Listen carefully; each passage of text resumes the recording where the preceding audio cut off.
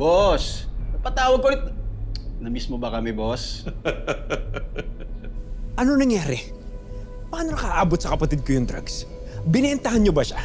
Di po, boss. Baka naman sa iba niya nakuha yan. Boss, kung may kaklase siyang gumagamit, wala na tayong control dun. Oo nga, boss. Baka naman talaga gumagamit si Faye. Hindi mo lang alam. Tumahimik ka. Hindi adik ang kapatid ko. Alam mo kung nandito ka lang, baka sinapak na kita Pasensya na, boss. Glenn. Oh, sino yung kinakausap mo? Wala po, Dad. Hindi lang kami magkarinigan nung kausap ko Mag-iingat ang pagsiwas ang kausap mo. Mukha lang mabait yun. Pero wala nang kaluluwa yun.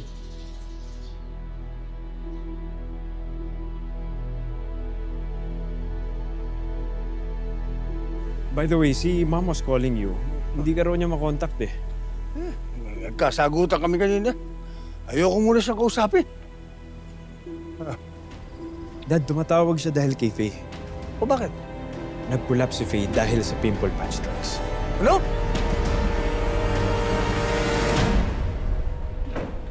Ay!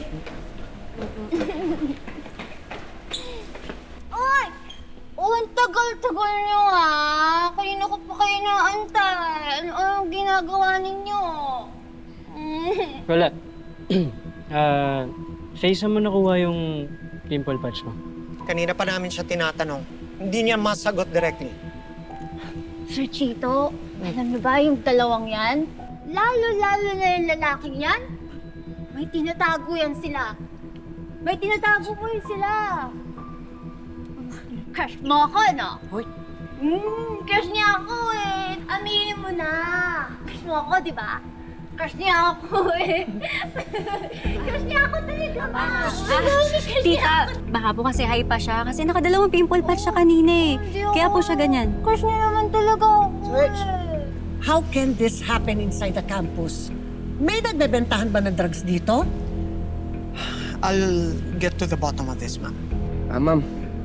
Pag bumaba na po siguro yung tama ni Faye, dun po natin malalaman kung sino nagbigay sa kanya ng pimple patch drugs.